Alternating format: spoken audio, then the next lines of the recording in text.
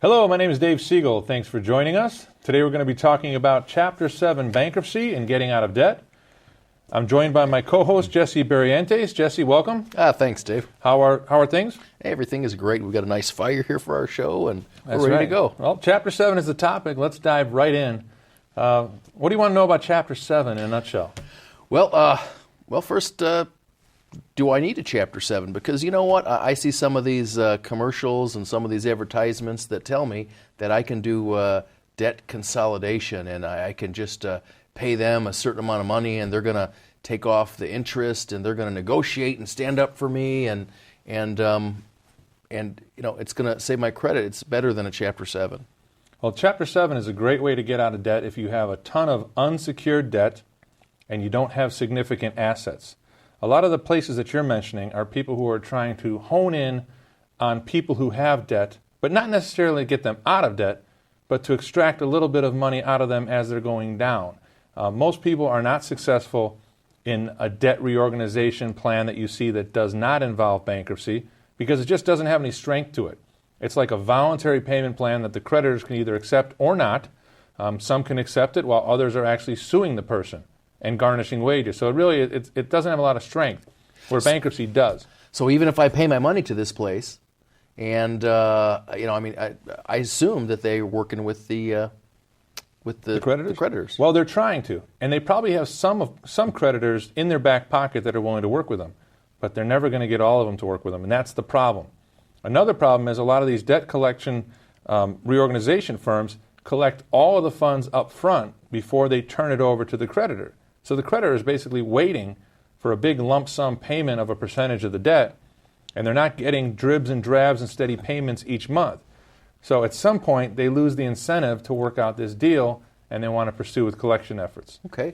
So you said Chapter 7 is for someone with not a whole lot of assets, right? Right. Chapter 7 is basically a fresh start. Okay. So if someone has significant assets, they're not going to be able to avail themselves of the Chapter 7 bankruptcy laws and eliminate a lot of their miscellaneous debt, because the theory is, if you have assets, you could liquidate your assets and pay off your creditors and not file bankruptcy. So bankruptcy is really, Chapter 7 is for someone who does not have significant assets and really needs that fresh start. They've hit rock bottom, they don't have a house with any equity, they don't have a vehicle with equity, and they're just strapped with unsecured debt, which is credit cards, personal loans, medical bills, utility bills, things like that. Well, what if I don't have any property and any equity, but I make, for one individual, $55,000 a year? Well, what about that? Am I still going to be able to do a Chapter 7? Most likely not, because How come? you make more than the average person in the state. You probably have the ability to repay all or a portion of your debt over the next 3 to 5 years if you got on a budget. Because if you're making $55,000 a year and you don't have any significant assets, where is your money going? That's the question. Show me the money. Where's the money? I don't know. Well, you would have to show the court where it's going. And if you can't satisfy the bankruptcy court that you actually have these legitimate expenses, maybe you have a medical condition, maybe you have high utility bills, maybe there's some other reason, student loans, IRS debt. But if you're making $55,000 a year as a single person and you can't substantiate what that income is going towards, then you have a budget issue. And the only way you can avail yourself of bankruptcy is if you don't have that budget issue. Well, is this like kind of a means test? Is there a certain amount of money that I can make before, I'm presumed not to be able to do a Chapter 7? Yes, there's actually a two-pronged scenario to be able to qualify for Chapter 7. The first is you have to be under the state median for a family of your size. If you're over that number, you still may qualify, but you must satisfy this strict means test, which is a mathematical formula using IRS guidelines for the amount allowed for the expenses. If you still qualify, if you pass that test, you can still do a Chapter 7 if you're making more than the state median. The second prong, though, which is very important, is you must not have available money per month. Because even if you qualify under the median and you still have available money per month, the court is going to require you to do a Chapter 13 and repay your creditors over the next 3 to 5 years. What if I have $25 available after the allowable minimum expenses? Well, $25 is probably not enough to sustain a repayment plan over the next 3 to 5 years. But if you have over $166 a month, if you can pay more than 25% of your debt over the next 3 to 5 years, Chapter 7 will not work for you. Chapter 7 really is for someone who cannot afford to pay their bills and they don't have significant income nor significant assets. Okay, well, let's say then that, okay, I'm going to be eligible for Chapter 7. What's the first step in the process? Well, the first thing to do with a Chapter 7 is to gather the debts that you have and gather your pay advices. So either your paycheck stub or if you're receiving some kind of Social Security, bring in those statements. And then meet with an experienced bankruptcy attorney who will interview you and see whether or not you qualify for Chapter 7. That's the very first thing you need to do. Well, what happens? So you said I'm going to need my check stubs. What other kind of documents, financial documents, am I going to need? Well, you must have filed your most recent tax return. Well, wait a minute now. Hang on there. What if I didn't make enough last year to file a tax return, so I didn't file one? Well, if you otherwise don't need to file a return, and you'd have to check with your accountant on that, okay, then it would not be required. But the majority of people are required to file returns each year. What if I filed an extension? That's fine. An extension is fine. It's okay. That's the equivalent of a filing, so to speak. And if I just didn't file it? Well, then we're going to have to make you file it. I'm going to have to go back and file it. What if I didn't file for the past 3 years? Well, you must file for the most recent year under Chapter 7, and that was made part of the amendment back in 2005. So. Okay, so I'm going to have to do that. Okay, so I have all my stuff. Most importantly, though, bring in your bills. Bring in my bills. Gather all your bills. Bring in yourself. You'll sit down. You'll do an interview with an experienced bankruptcy attorney who will look and see whether or not you qualify and then make some recommendations. Well, how about this? What happens if, I have a house. I own a home. And I still want to file a Chapter 7 bankruptcy. Am I going to be able to do it? It depends. The state of Illinois allows you to keep a certain amount of equity or ownership in property free and clear from creditors. Okay, well, hang on. Let's back up for 1 second. I'm a little bit confused here, right? And that is, if you're talking about the state of Illinois, I thought bankruptcy was federal. Bankruptcy is federal, but the amount of property that you're allowed to keep in this state is concerning Illinois law. So Illinois law actually kind of sneaks in there just in terms of how much property you can keep. So it varies from state to state then? That's correct. So if Illinois has X amount of dollars, I could go to another state if I live there and they might have some more? You could go to another state, but you have to establish residency there. For example, if you wanted to move to either Florida or Texas, and you can wait out 3.3 years, you can protect every single bit of equity in real estate. But you must cross that 3.3-year threshold. But we're talking about Illinois here, and the laws are not that lenient in Illinois. For example, a person in your situation, if you lived by yourself, would be able to protect up to $15,000 of equity in your house. That's not a lot.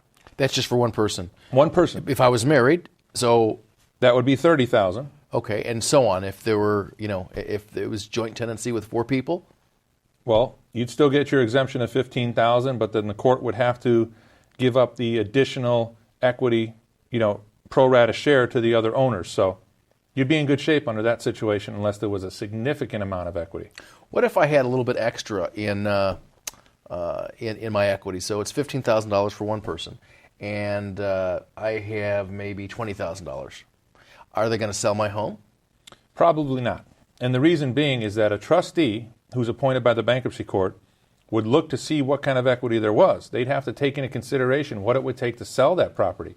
You've got real estate taxes, you've got broker's commissions, you have to pay your exemption of $15,000 or $30,000 if it's joint, and then if there's not a whole lot left to administer to your unsecured creditors, the trustee's not going to find it worth his time or worth the creditor's time to administer that asset. Okay, very good.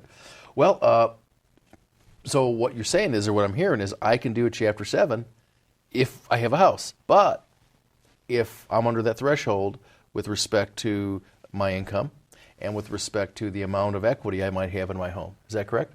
That's right. Okay. There's a kind of a simple rule of thumb here. If you have a lot of equity in property, whether it be in your house, whether you have an expensive vehicle that's paid for, whether you have significant money in the bank and you're just not paying your creditors, Chapter 7 is not likely going to be successful for you.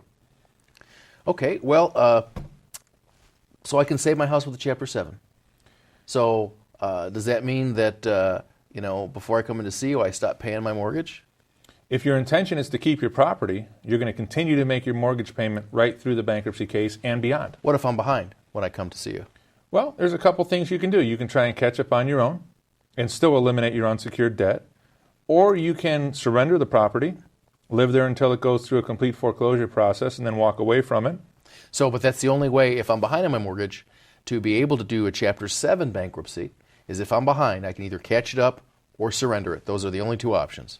Yes, and catching it up could be refinancing, getting a second mortgage, a family member could help you out. But You can Dave- actually sell it. Dave, they wouldn't let me. They wouldn't let me with my credit now because I can't afford to pay them behind, so nobody's going to give me a loan. Well, it's possible that you can refinance after a bankruptcy if you get a co-signer or if you have a family member helping you. Or maybe you'll be able to catch up now that you don't have to pay the high interest security or the high interest payments on the credit cards or the high utility bills or the high personal loan payments. So you might be able to manage and bring your mortgage current if you don't have all your other debt. Okay, so, but again, that's the only two avenues for me with respect to keeping my house, and that's it. Yes, most people are able to keep their house because they don't have significant equity. And recently we've seen real estate values drop so significantly that people who did have equity in the past don't have much anymore. So most people can still file and keep their house as long as they continue to make those payments. Well, what happens if we go the other route and I decide, for example, that you know what, I'm behind, I can't catch it up, I'm just going to stay as long as I can and write it out, but I have equity in my house. I've got at least $16,000 of equity. What's going to happen when they sell it? Am I going to get that money back? Are they going to keep it, or am I just out of luck all the way around? You're going to get your exemption of $15,000 if the trustee sells your property. You're going to get that off the top. No matter what. So if they sell it, I'll get my $15,000. I'll get that exemption You're going to get a check for $15,000 that you can put anywhere you want when they sell it. No when matter they what. sell it. No matter what. No matter what. But that's not a lot of money, Jesse. Well, how long is it going to take for them to sell it? Depends on the market. It used to be houses could sell in 2 to 4 months. Now, trustees are not that eager to sell a house because it's just difficult. There's not a lot of buyers. Okay. So, all right. Now we've decided that we're going to do a Chapter 7, and what about my car? I need a car to be able to get to work, and if I do a Chapter 7, and right now, right, if my credit is bad, and for the folks out there, what am I going to be able to do? I mean, I need to keep my car. Well, the car is a secured item, just like the real estate. So if you want to keep the car, you continue to make your monthly payment. If you want to surrender the car and get out of the debt completely, then you stop making your payment. So does the same thing apply with respect to, I'm up to date on it or I'm not up to date on it? It's basically the same. If you're not up to date on your car, even after filing a bankruptcy, they're going to repossess the car. You have to remain current on houses and vehicles if you want to keep those items. Let me ask you this question. There's an automatic stay when you file a Chapter 7, right, which prevents creditors from trying to collect on their debt. Yeah, an automatic stay is like a stop sign that goes up and tells creditors that they cannot take certain actions. They can't garnish your wages, they can't call you, they can't sue you, they can't try and otherwise collect on a debt while the bankruptcy is pending unless they receive court permission to do so. So they're going to have to go into court and get some kind of an order lifting the stay.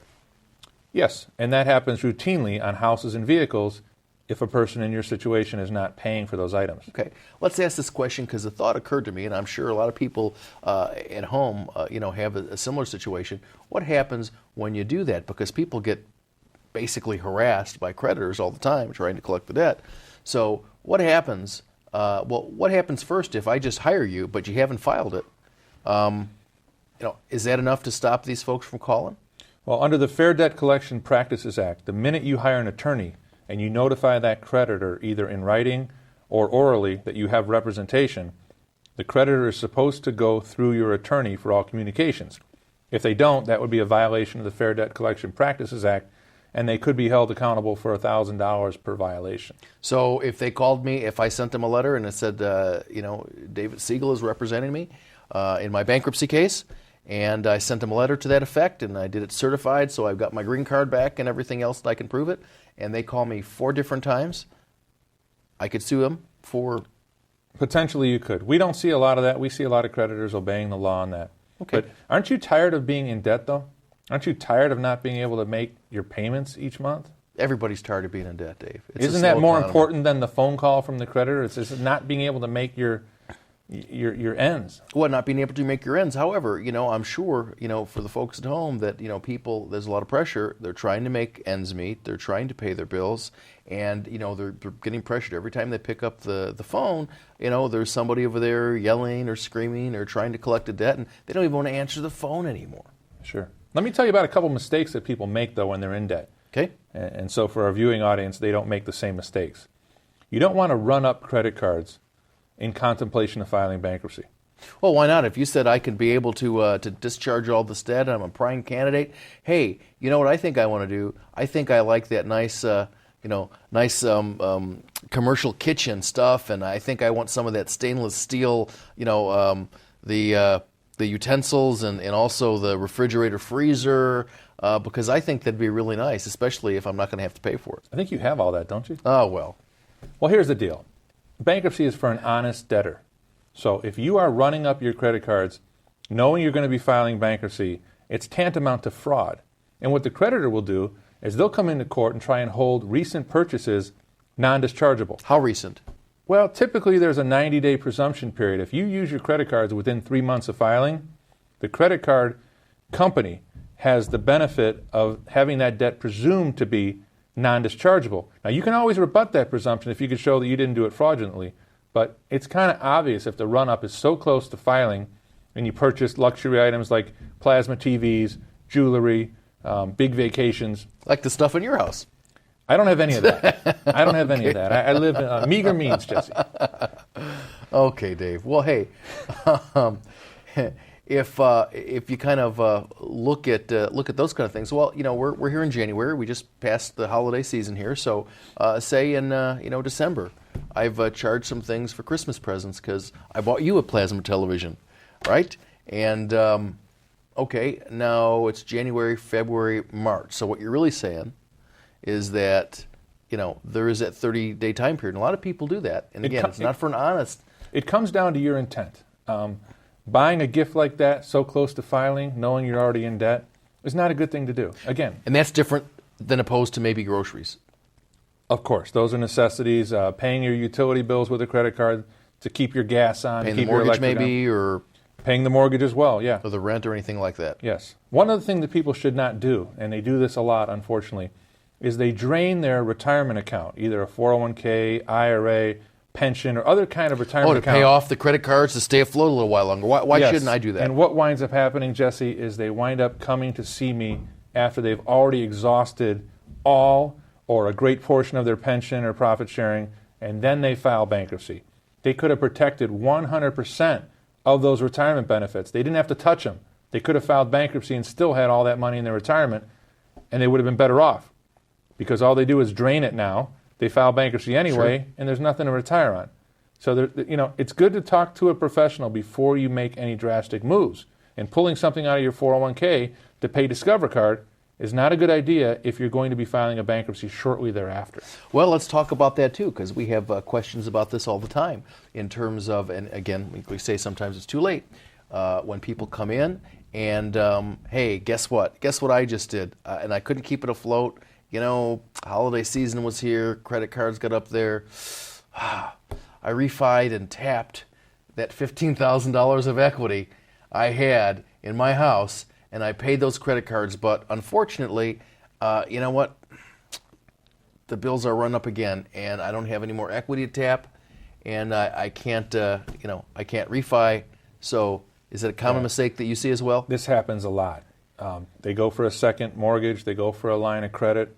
They use that money to pay debt that they otherwise wouldn't have to pay if they just would have left that equity in their house. Because, again, we can protect quite a bit of equity, especially for a joint couple, $15,000, $30,000 worth.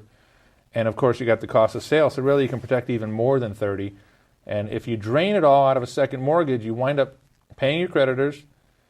The debt doesn't go away usually. They wind up filing bankruptcy anyway. And now they're sitting on real estate that has no equity. So they're really in almost a zero-sum situation. It's sad. Not to mention, hey, rolling it in, if you do a refi and not a second mortgage, you roll it in, and now you're going to be paying for those credit card purchases for the next 30 years, or 25 years, or 20 years, or That's right. or something. And as real estate values do not continue to appreciate like they used to in the past, it makes it more and more difficult to make that payment or to refinance or to sell. So you're pretty much strapped with that first and second mortgage or line of credit, equity line, for quite some time. Well, a lot of questions that I get in some of these interviews is that, people come in and, they have a lot of credit card debt. They just can't shoulder it anymore. They may even be up to date on all of these things, but the burden is just so tremendous and so extravagant. I mean, they just can't do it anymore. And what they want to do is they want to do the bankruptcy, and they qualify for the bankruptcy, but they want to keep this one card that just for emergencies, just in case. Right. We refer to that as a security blanket. I want to get out of debt, but I want to keep this one card. Well, why? Because they don't think they're going to get credit again. Well, the truth is... Can you keep the card? Typically not. Why not? Well, you have to list all the people that you owe money to when you file bankruptcy. Even Uncle Harry? Oh, definitely Uncle Harry needs to be listed. Okay. His debt needs to be eliminated. But if you have a credit card with a balance, it must be listed. If you have a credit card that has a zero balance on it, you obviously wouldn't have to list it because it's not a debt, but you're probably going to get a letter from that issuer terminating your charging privileges anyway. So don't plan on keeping a credit card if you're contemplating filing bankruptcy. That doesn't mean you won't get credit again. You can apply for a secured card immediately after a bankruptcy, put $250 in a bank account, you'll get a credit card with that much in charging privileges or more, and you'll start to reestablish. And you need to go on a cash basis anyway because you had a budget problem, you had a credit problem, and you were probably using the credit cards when you shouldn't have. Well, a lot of people also get these pre-approval even after they, while the ink is still hot on their filing of their bankruptcy. And the difference is what? Is the interest that's charged, right? It's That's a correct. huge amount of interest. That's correct. There was just a story in the Chicago Tribune recently where a gentleman who has a family kept track of all the credit card applications or solicitations that he and his family received over the course of a year.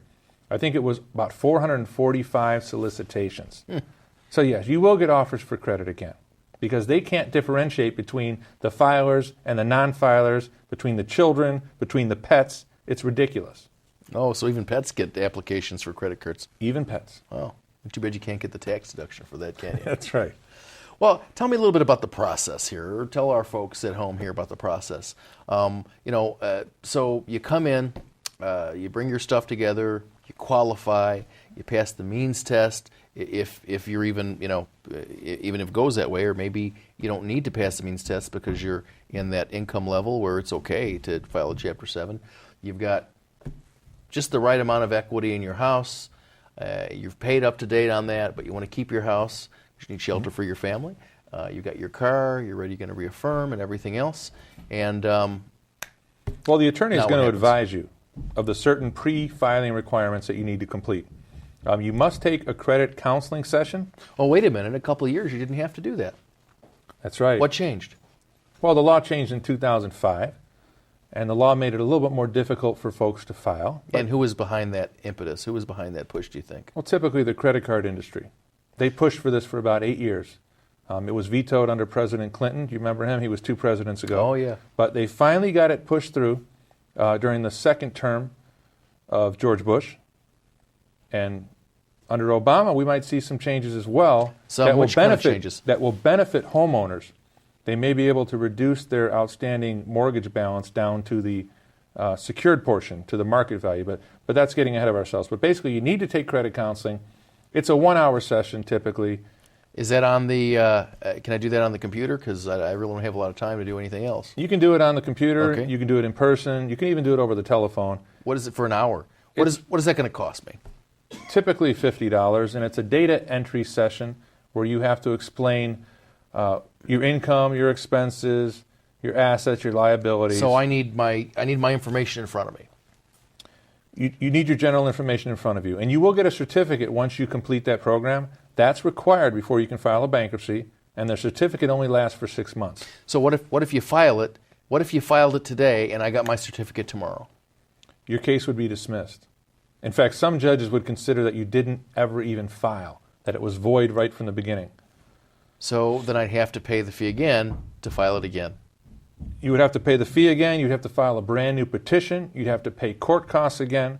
You definitely don't want to do too much on your own without the advice of an experienced bankruptcy attorney, because there's so many holes that you can fall into now under the new law that you want to be very careful and follow the advice of counsel. There is also, so this is a prerequisite, this debt management class. That's right. There's also another debt management class that you have to take, which is after you filed your case, but before you get a discharge. Is that correct? Yes. After the case is filed, you need to submit to a 2-hour financial management class. 2 hours? 2 hours. Can I do that on the internet? You can. You can also do that on the telephone. You can do that in person. And it's like Rodney Dangerfield. You're going back to school for a 2-hour class, Jesse. And what are they going to teach me? Because, Dave, I don't think I'm in this shape because I didn't take a debt management class. Well, hold on. You just filed bankruptcy. So the government feels you don't know too much about finance. So you don't know the difference between 0% and 29%, and you need to be taught that. So I'm going to have to jump through this hoop anyway. It's another hoop, basically. It's another $25 or $50 fee. You'll get another certificate that you can hang on the wall. But most importantly, you will now be eligible for a discharge. Because if you don't take that class, your case dismisses without a discharge, and you just wasted all of your time and money energy, and got no results. So if I was smart, I'd be teaching debt management classes, right? That's right. Okay. But the government's smarter than that. They're not going to let someone who hasn't done it for several years all of a sudden open up a business. You had to prove that you were in that business and helping people for a number of years before you get qualified. Okay. So about the process then. So we go in, we fill out, I give you the information, you complete the petition, volunteer petition for Chapter 7, right? And then it gets filed? Yes. A notice will go to all the creditors that you have filed for bankruptcy. You will get a notice, and your counsel will get a notice. And then you must appear before a trustee approximately 4 weeks thereafter. Explain to the folks at home what a trustee is. Well, a trustee is a person appointed by the bankruptcy court to look over your case, to make sure you don't have any significant assets. If you do have assets, that trustee will administer the assets for the benefit of creditors. Mm-hmm. But 99% of the time, there are no assets, and the debtor, the individual who's filing bankruptcy, will be granted a discharge. And the whole process takes about 90 to 120 days, give or take, from start to finish. And it really is a lifesaver, Jesse, for someone who's struggling with debt. It takes them from being in the red to in the black, sometimes overnight, with the filing of a petition. And they can rebuild. They can then start saving again. They can then start putting some money away towards their house, towards their vehicle, towards their family, their children. And so if they basically, after the bankruptcy is done, right, after you get discharged, you said so 3 to 4 months, right, before that happens.